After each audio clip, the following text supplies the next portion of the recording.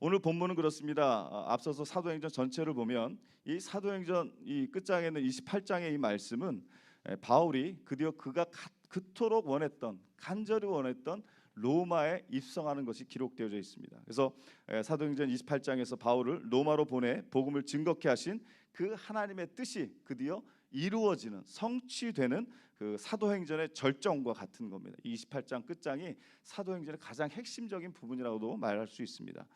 그렇습니다. 사도 바울은 온갖 어려움을 겪습니다. 로마로 입성하기까지, 망망한 지중해를 가로질러서 로마에 이르기까지 온갖 고난과 또 험한 풍파가 바울에게 있었죠.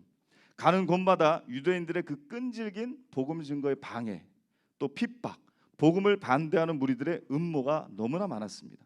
뿐만 아니라 로마에 도착하기 전 지중해 바다에서는 유라굴로라는 태풍을 또 만나게 됩니다. 그래서 생명을 잃을 뻔도 했습니다. 하지만 바울은요, 이 모든 난관, 상황과 환경과 조건이 너무나 어렵지만 그 모든 것을 극복하고 그토록 바라던 로마에 입성하게 됩니다.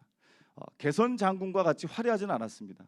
내가 간절히 원했던 것을 이뤘을 때 그 기쁨이라는 게 있지 않습니까? 근데 그 상황이 뭐 개선 장군처럼 꽃가루가 날리고 막 카퍼레이드하고 이런 개념이 아니었어요. 그는 죄수의 신분으로 쇠사슬에 매인 채 로마에 첫 발을 들이게 됩니다. 그러나 바울은 이 개선 장군 이상으로 감격과 기쁨이 넘치는 가운데 로마의 거리를 밟았을 것입니다. 꿈에도 잊지 않았던, 그토록 그리던 로마 선교를 마침내 이룰 수 있다라는 그 어떤 기대감과 만족감과 기쁨이 벅차 있었을 것입니다. 오늘 말씀을 전하기에 앞서서 이 사도행전 28장 16절부터 끝절까지 있는 이 말씀, 본문 말씀을 중심으로 해서 먼저 사도 바울의 로마에 입성이 갖는 그 의미가 무엇인지를 먼저 살펴보고요. 그 다음에 공과에 있는 것처럼 복음 증거의 사명에 대해서 은혜를 나누고자 합니다. 자, 그럼 먼저 바울의 로마 입성이 갖는 의의가 있어요. 첫 번째 뭐냐? 한번 따라하시겠습니다. 세계 선교의 실현이다. 바울이요, 로마에 들어갔다는 이 자체는 뭐냐? 먼저 세계 선교의 어떤 구심점과 그 발판이 심겨졌다라는 겁니다. 바울의 로마 입성에 갖는 그 첫 번째 의의, 바로 세계 선교가 실현될 수 있는 계기를 맞았다는 사실입니다. 당시 시대가 어떻습니까? 이 로마는 세계 강대국이었어요. 세계 중심이었습니다. 그러므로 복음이 전 세계에 널리 확산되려면 세계의 심장과 같았던 로마 제국의 복음화가 먼저 이루어져야 되는 것이죠. 이런 의미에서 바울은 로마 제국의 선교를 통해서 이제 세계 선교를 이루려는 그 이방인 선교의 구심점이 되는 그 로마에 가기를 그토록 열망했고, 그가 드디어 로마에 입성했다라는 것은 이제 세계 선교의 실현의 계기, 발판을 마련했다라는 것을 머릿속으로 그리시면 좋을 것 같습니다. 자, 그러면 두 번째로 로마 입성에 갖는 의미가 뭐냐? 두 번째 따라하십니다. 하나님의 구원 계획의 성취다.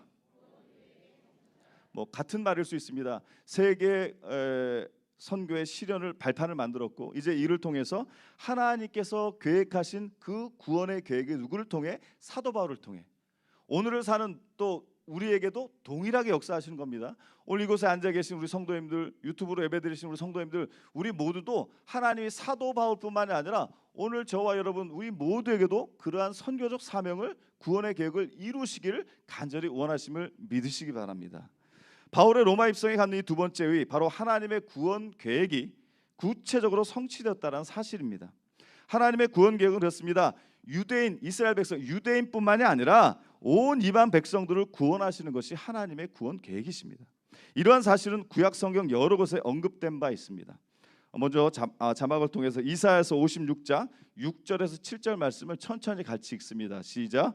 또 여호와와 연합하여 그를 섬기며 여호와 이름을 사랑하며 그의 종이 되며 안식일을 지켜 더럽히지 아니하며 나의 언약을 굳게 지키는 이방인마다 내가 곧 그들을 나의 성산으로 인도하여 기도하는 내 집에서 그들을 기쁘게 할 것이며 그들의 번제와 희생을 나의 제단에서 기꺼이 받게 되리니 이는 내 집은 만민이 기도하는 집이라 일컬음이 될 것임이라. 아멘. 이처럼 이사야 선지자를 통해서도 많은 이방 족속들도 하나님 앞에 예배드리고 경배하는 그날이 임할 것을 예언하는 그 말씀입니다. 그렇습니다. 우리 하나님께서는요, 이스라엘 유대인뿐만이 아니라 그 이방인들도 하나님의 구원의 대상이었다라는 겁니다. 바울은요, 이방인 선교를 위한 사도였습니다. 아시아와 마게도니아 아가 지방에서 많은 이방인들에게 복음을 전했고 마침내 로마에 이르러서 로마 시민들에게도 그 복음을 전하게 된 것입니다. 바울을 통해 하나님의 구원 계획이 성취되었던 것처럼 오늘을 사는 우리 모든 성도님들에게도 함께 하시는 것이고 또 그 복음 증거에 그 증인된 삶을 살기를 어떻게 명령하셨어요. 명령하시는 거예요. 우리가 왜 부득불 할 일이 하십니까? 부득불 할 일. 부득불 할 일이 뭐죠? 일을 부득불 갈고 하는 건가요? 반드시 마땅히 해도 되고 안 해도 되는 게 아니라 그 누구도 예외일 수 없어요. 이곳에 앉아 계신 우리 성도님들 저도 마찬가지고 하나님의 자녀들은 단 한 명도 예외일 수 없이 부득불 할 일, 그 부득불 할 일을 잘하고 계십니까? 고린도전서 9장 16절로 17절 말씀을 같이 한번 읽겠습니다. 시작. 내가 복음을 전할지라도 자랑할 것이 없음은 내가 부득불 할 일임이라. 만일 복음을 전하지 아니하면 내게 화가 있을 것이로다. 내가 내 자의로 이것을 행하면 상을 얻으려니와 내가 자의로 아니한다 할지라도 나는 사명을 받았노라. 아멘. 부득불 반드시 해야 되는 것이고요. 이것을 우리가 순종하면서 그 일하면 상을 받는데요. 상을 많이 받으시기 바랍니다. 하늘의 상이 큼을 믿습니다. 또 이게 약간 이러신 분들은 그냥 밥상이라도 넉넉하게 받기로 하늘의 상이 더 좋은 상입니다. 그리고 내 자의로 안 한다 할지라도 우리에게 무엇이라고 말씀합니까? 사명을 받았다. 이것은 사명이라는 거죠. 그 사명 주셨음을 우리는 잊지 말아야 될 줄 압니다. 사랑하는 성도 여러분, 하나님의 그 구원의 계획이 나를 통해 우리를 통해 우리 수익을 통해 이루기를 원하신다라는 거예요. 먼저 내 자신 나를 통해 하나님이 너무나 원하신다라는 거예요. 그 하나님 아버지의 그 마음 잊지 마시길 간절히 소망합니다. 이것이 하나님이 가장 기뻐하시는 주님께서 그토록 기뻐하시는 일임을 우리는 잊어서는 안 된다라는 것이죠. 사랑하는 성도 여러분, 바울은요 초라하고 보잘것없는 모습으로 로마에 입성하였지만 그것은요 겉보기에는 제수의 신분으로 쇠사슬에 묶여서 그토록 바라던 그 로마를 비록 그러한 모습으로 갔고 가기까지 많은 온갖 핍박과 박해와 죽음의 공포와 또 풍랑이는 태풍 속에서 그 생명의 위기 가운데서 그 마음속에 있던 그것을 이루고 비록 그 모습으로 입성했지만 그것은 패배자의 모습이 아니라 승리의 입성과도 같았던 것입니다. 예수님께서도 보잘것없는 나귀를 타시고 예루살렘 성에 입성하셨을 때 대적들은 비웃었고 결국 십자가에 매달았습니다. 그러나 오히려 주님께서는 사망 권세와 싸워 이기시고 사흘 만에 부활하셨고 그 승리의 계가를 올리셨습니다. 마찬가지로 육신적으로는 쇠사슬에 묶여서 제수와 같은 모습으로 로마에 입성한 바울이지만 그를 통해서 위대한 복음 사역이 이루어졌다라는 겁니다. 그래서 바울의 로마 입성은 승리의 입성인 겁니다. 비록 육신이 쇠사슬에 매이고 그가 가는 곳마다 환영과 박수갈채가 없는 곳이라 할지라도 그 발걸음이 그리스도를 위한 것이라고 한다면 우리가 그러한 상황이 있어도 우리가 그러한 발걸음을 가는 이유가 예수 그리스도를 위한 것이라면 그것은 승리의 입성이 분명한 것입니다. 그러한 발걸음으로 주님이 가장 기뻐하시는 그 복음 증거, 주님이 기뻐하시는 전도자의 삶을 사시길 주님의 이름으로 간절히 축복합니다.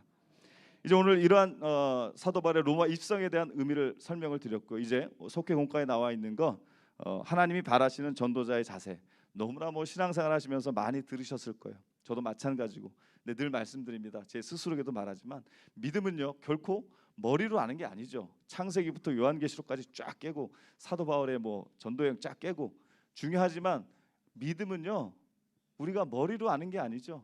바로 내가 그렇게 살아 내 가슴으로 사는 거예요. 결국 내 삶 속에서 순종하고 아멘으로 나는 가기 싫지만 나는 아니지만 하나님이 원하시니까 그 길을 가는 것이 진정한 믿음인 줄로 믿습니다. 하나님이 바라시는 전도자 사명을 공과에 나온 세 가지를 짧게 정리하고 마치겠습니다. 첫 번째 따라하십니다. 어떠한 상황 속에서도 복음 전파에 힘써야 한다.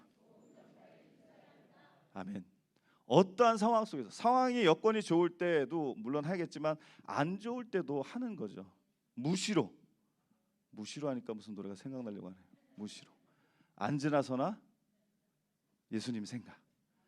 아멘. 은혜가 넘치시는 그 말은 뭐냐? 그냥 앉을 때나 서 있을 때나 무시로 좋을 때나 나쁠 때나 그래서 하나님은 그렇게 말씀하신 것 같아요. 범사에 역시 우리 수익은 이쪽은 수준이 좀 높으신가 하고 여기는 범사에 아멘.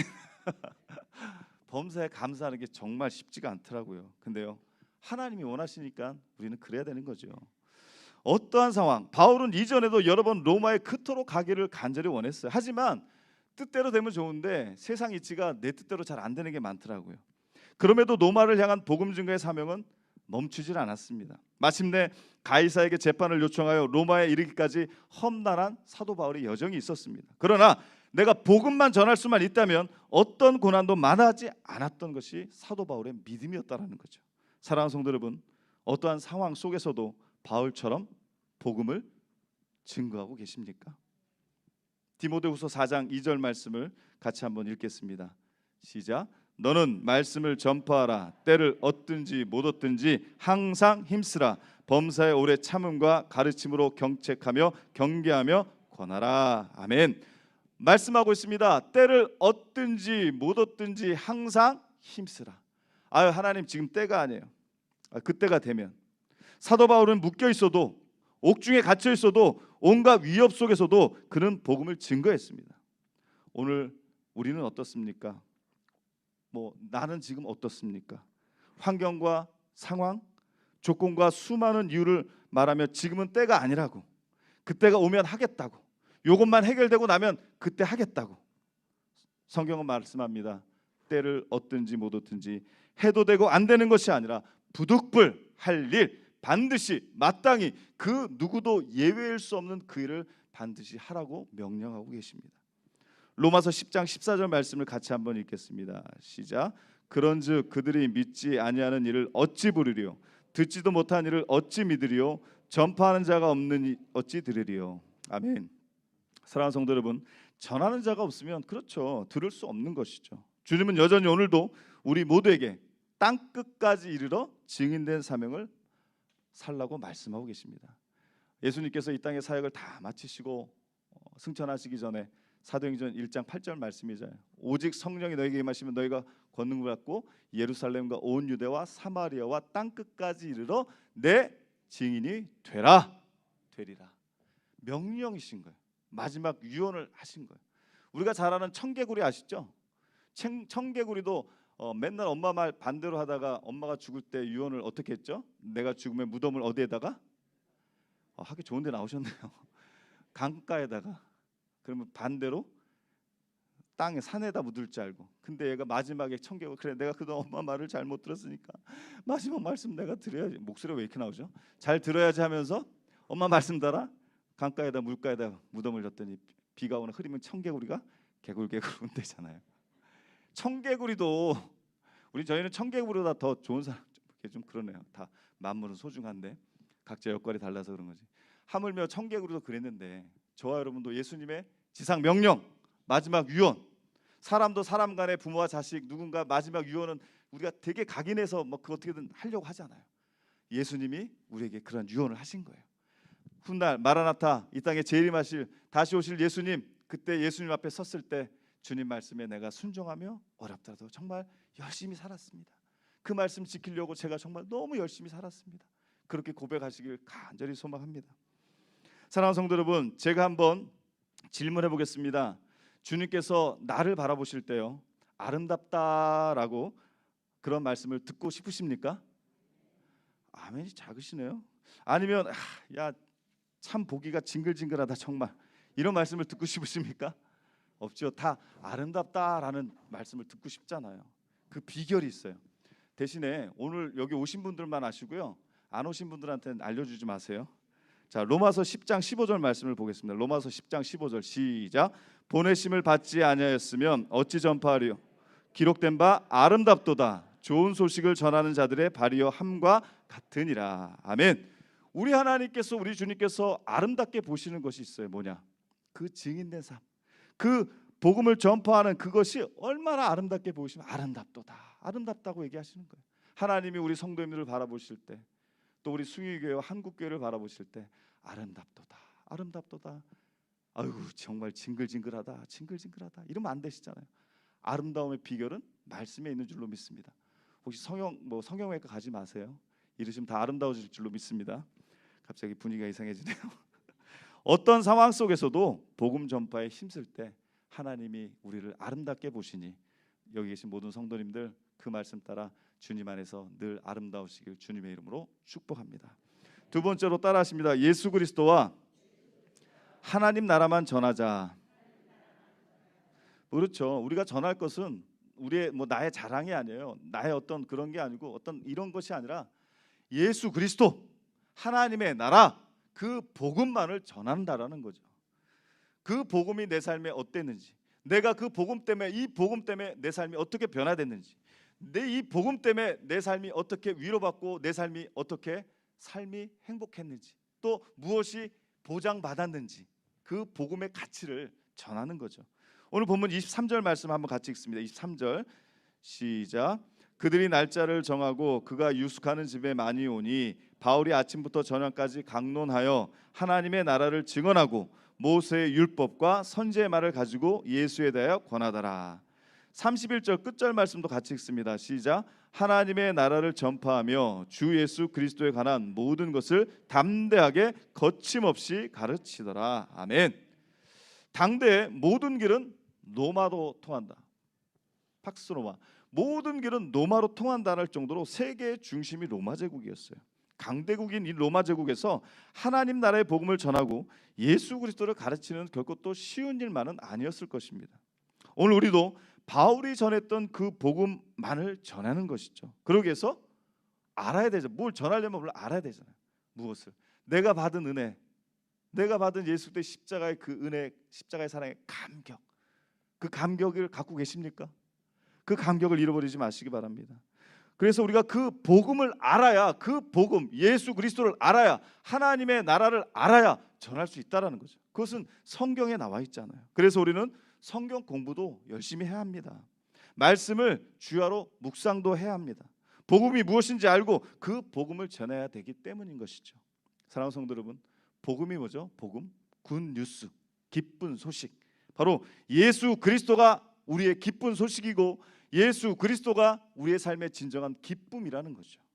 나 같은 죄인 살려주시고 값없이 주셨던 그 은혜, 십자가의 사랑, 그 십자가의 그 감격, 그것을 잃어버리지 마시길 간절히 소망합니다. 제가 예전에 그런 게 있었어요.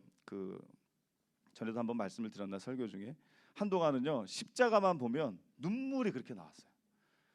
때는 거슬러 2008년도입니다. 벌써 시간이 꽤 됐네요. 복음학교에 들어가서 일주일 동안 복음학교에서 많은 은혜를 받았는데 십자가만 봐도 저 십자가가 어떤 십자가인가. 사꾼 같은 이 목자 부족한 저를 사랑하시고 또 믿음을 통해서 영원한 생명 주신 거, 세상에 그 어떤 가치로도 바꿀 수 없고 살 수도 없는 그것을 주신 예수님, 내가 뭐라고 나를 위해서 십자가에서 모든 것, 우리가 상상할 수 없는 그 이상의 정신적 고통과 육신의 고통을 다 감당하시고 내가 뭐길래, 그러니까 십자가를 바라보는데요, 제가 거짓말 조금 보태서요 한 6개월 동안 예배드리면 십자가 보면 눈물이 났어요. 막 예배드리다 말다 막 지금은 약발이 떨어졌나요? 그러면 안 되는데. 그래서 신약 구약을 많이 먹어야 되네요.